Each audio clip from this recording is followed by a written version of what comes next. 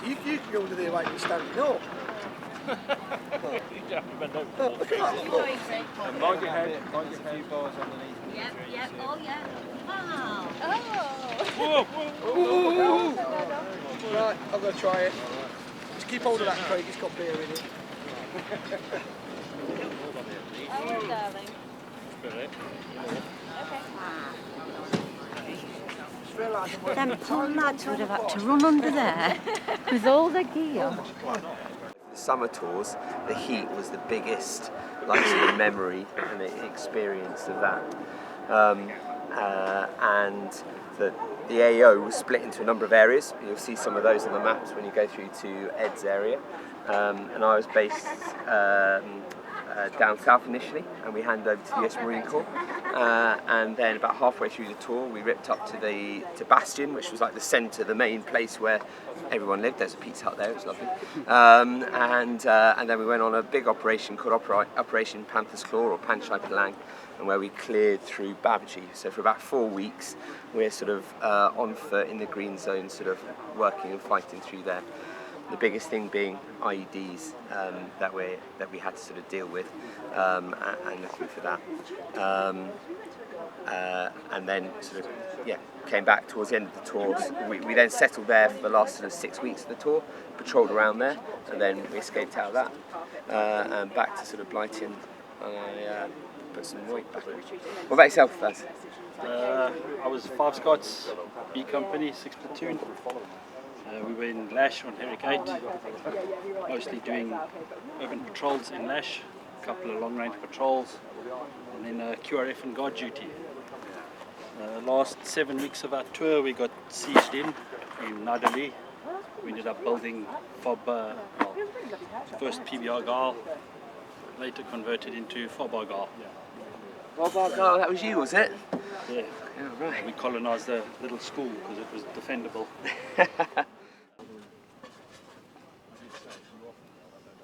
Yeah, they'll let you do it.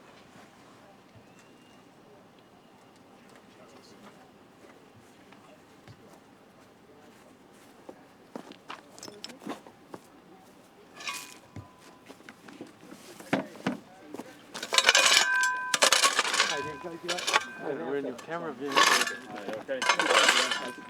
How you doing?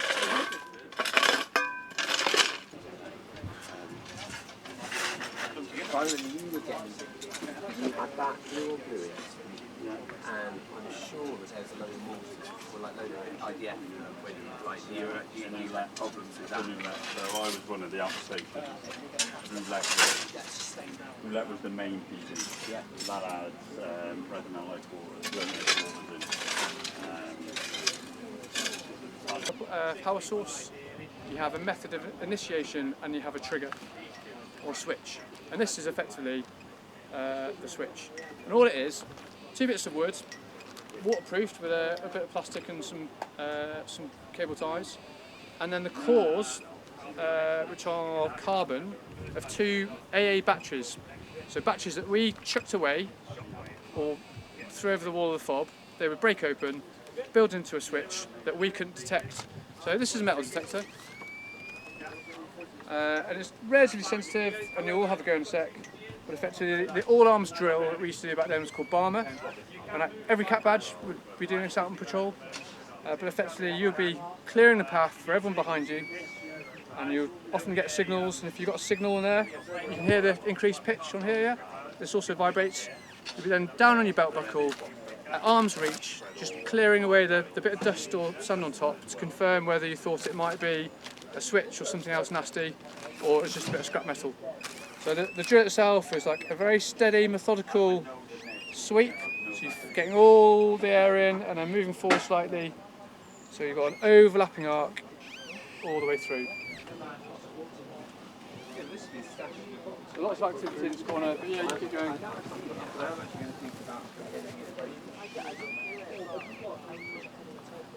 So you can imagine that if you're in an area that's been like a dumping ground on the edge of a village or anything else, you're just going to have so many signals, and it's going to slow you down so much that you've got to confirm each one. Yeah, I think there is. I chucked a load of nails in there earlier. I'm pretty right, yeah. Okay, receive round, Okay, 105. You're going to get it, put it on, shove it in. Okay, you might have to get the ramrod in there. All right. You then have another person receive a charge. They'll check the charge. Depends how far you want to fire it. If it's charge 5, it will go 17.9 kilometers. Right? Charge set, charge good. Okay, ram it in. Okay, it's on safe, so this is not going to breach, isn't going to close. Right, then you close the breech. Happy. Right, charge good. Then you're going to step out the way. All right. Then you'll wait for the order to fire. All you're going to do, pull the lever, fire, boom, and then ride the wave. Yeah. All right, because it's going to send you backwards. If you want to move it, small movements left and right. All right. Happy.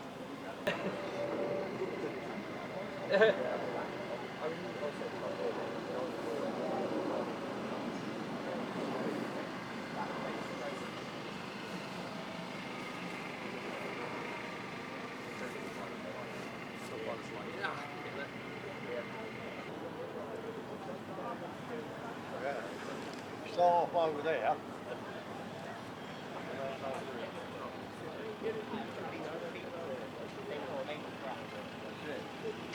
When I went the first time, I went into there.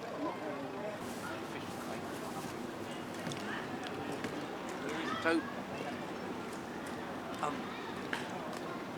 we're going to do a bit for the kids in the trench. So, do you want to go through like the DP and the DTM? We're not going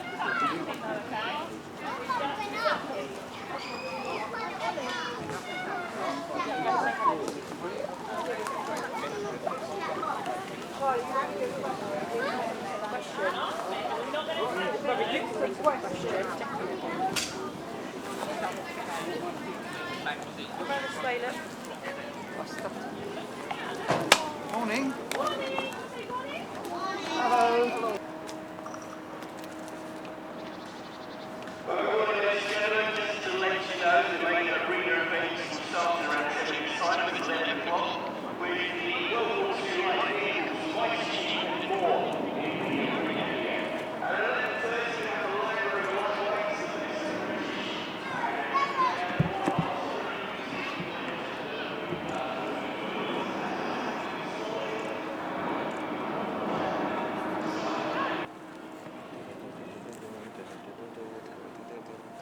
Sun's above.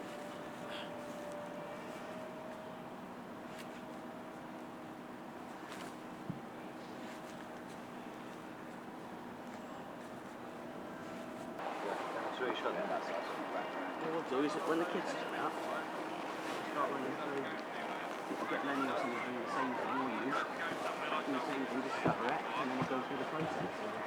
Be careful, booby traps and all that stuff. Tie around that, it's in the original footage. You put a string around that, and you will retreat. You can pull it out without setting off the booby trap fuses. I think it's, yeah, cracking idea, isn't it? No one like the arm.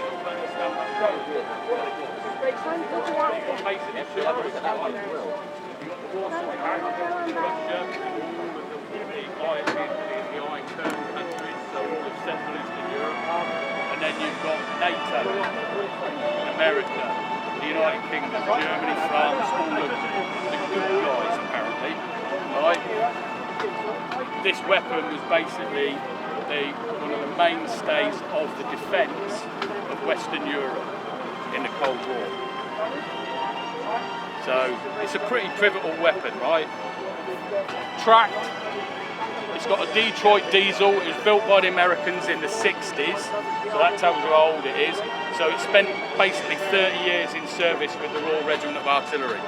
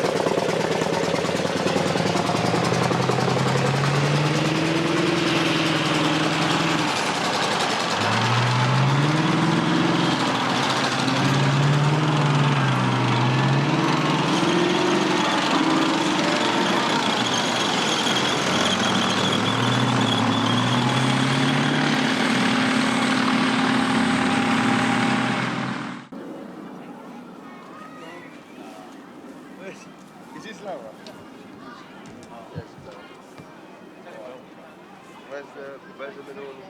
Oh, got it.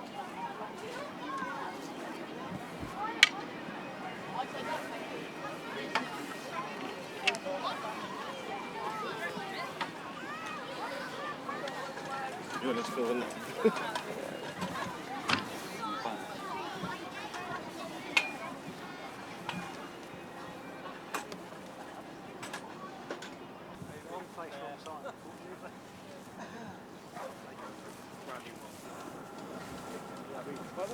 No, these are air stuff, yeah. These are gas ones. Yeah, this is like with blowback. But that's the sight's real, the grip's real, the thing's real there, the stop's real. Okay. Magpul, it's all pretty it's much all girded, modified pretty much. it's all, because the MWS is basically as real as you're going to get with real parts. You put real parts in it, apart from the gas box and anything else. So apart from that. Nice. I've got a 4168K, if you want to have a look at that. I can go and drag out.